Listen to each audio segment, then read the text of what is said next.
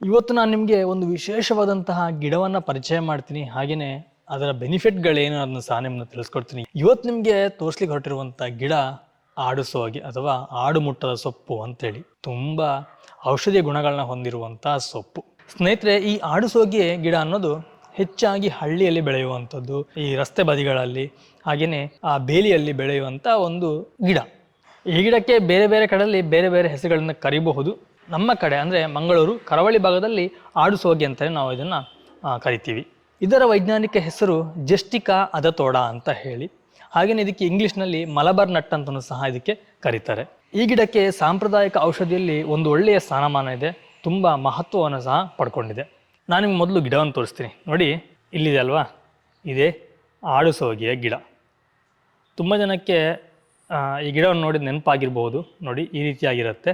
ಸಣ್ಣ ಮಕ್ಕಳಿಗೆ ಕಾಡುವಂಥ ಸಾಮಾನ್ಯ ಶೀತ, ಕೆಮ್ಮು, ಜ್ವರಕ್ಕೆ ಇದು ಒಂದು ಒಳ್ಳೆಯ ಔಷಧಿ ಅಂತ ಹೇಳಿದ್ರೆ ತಪ್ಪಾಗೋದಿಲ್ಲ.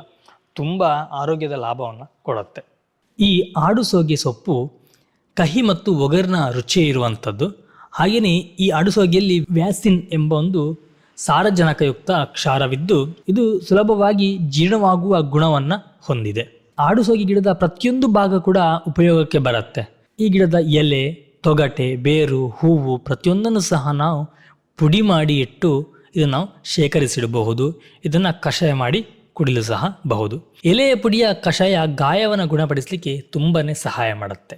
ಅಸ್ತಮ, ನೆಗಡಿ, ಕೆಮ್ಮು ಮುಂತಾದ ರೋಗಗಳಿಗೆ ದಿವ್ಯ ಔಷಧಿ ಅಂತಲೇ ಇದನ್ನು ಹೇಳ್ತಾರೆ. ಹೆಚ್ಚಾಗಿ ಈ ದಮ್ಮು ಕೆಮ್ಮು ಇದ್ದಾಗ ಎಲೆಗಳನ್ನು ಬಾಡಿಸಿ ಸ್ವಲ್ಪ ಜೇನುತುಪ್ಪವನ್ನು ಸೇರಿಸಿ ಕುಡಿದರೆ ತುಂಬ ಬೇಗನೆ ವಾಸಿಯಾಗತ್ತೆ. ಇದು ಬೇದಿಗೂ ಸಹ ಅತ್ಯುತ್ತಮ ಮದ್ದು ಅಂತಲೂ ಹೇಳಲಾಗತ್ತೆ.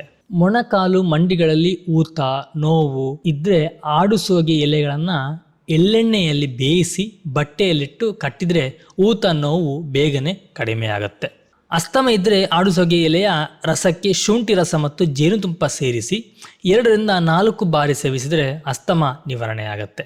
ಅಂಗೈ ಮತ್ತು ಅಂಗಾಲಿನಲ್ಲಿ ಉರಿ ಹೆಚ್ಚಿದ್ದರೆ ಆಡುಸೋಗೆ ಎಲೆಯ ಕಷಾಯ ಮಾಡಿ ಅದರಲ್ಲಿ ಅಂಗೈ ಮತ್ತು ಅಂಗಾಲನ್ನು 10-15 ನಿಮಿಷ ಇಟ್ಟರೆ ಉರಿ ಬೇಗ ಶಮನವಾಗುತ್ತೆ. ಕೆಲವೊಂದು ಚರ್ಮ ರೋಗಕ್ಕೆ ಈ ಆಡುಸೋಗೆ ಒಂದೊಳ್ಳೆಯ ಔಷಧಿ. ಈ ಗಿಡದ ಬಗ್ಗೆ ಸಂಪೂರ್ಣ ಮಾಹಿತಿಯ ವಿಡಿಯೋವನ್ನು ನಮ್ಮ ಫುಡ್ ಮೀಡಿಯಾ ಯೂಟ್ಯೂಬ್ ಚಾನಲಲ್ಲಿ ಹಾಕಿದ್ದೀನಿ. ನಾನು ಬಯೋದಲ್ಲಿ ಇದರ ಲಿಂಕ್ ಕೊಟ್ಟಿರ್ತೀನಿ, ಹಾಗೆ ಕಮೆಂಟ್ ಬಾಕ್ಸಲ್ಲಿ ಪಿನ್ ಮಾಡಿರ್ತೀನಿ. ನೀವು ಅಲ್ಲಿ ಹೋಗಿ ಈ ವಿಡಿಯೋವನ್ನು ಸಂಪೂರ್ಣವಾಗಿ ನೋಡಬಹುದು. ಹಾಗೆಯೇ ನಮ್ಮ ದೇಹಕ್ಕೆ ಏನೆಲ್ಲ ಬೆನಿಫಿಟ್ಗಳಿದೆ ಅನ್ನೋದನ್ನ ನೀವು ತಿಳಿಯಬಹುದು. ಹಾಗೆಯೇ ಈ ಒಂದು ಮಾಹಿತಿ ನಿಮಗೆ ಇಷ್ಟ ಆಗಿದ್ರೆ ದಯವಿಟ್ಟು ಶೇರ್ ಮಾಡಿ. ನಿಮ್ಮ ಒಂದು ಶೇರು ನಮಗೆ ಇನ್ನೂ ಕೂಡ ಹೆಚ್ಚಿನ ಮೋಟಿವೇಶನ್ ಮಾಡುತ್ತೆ.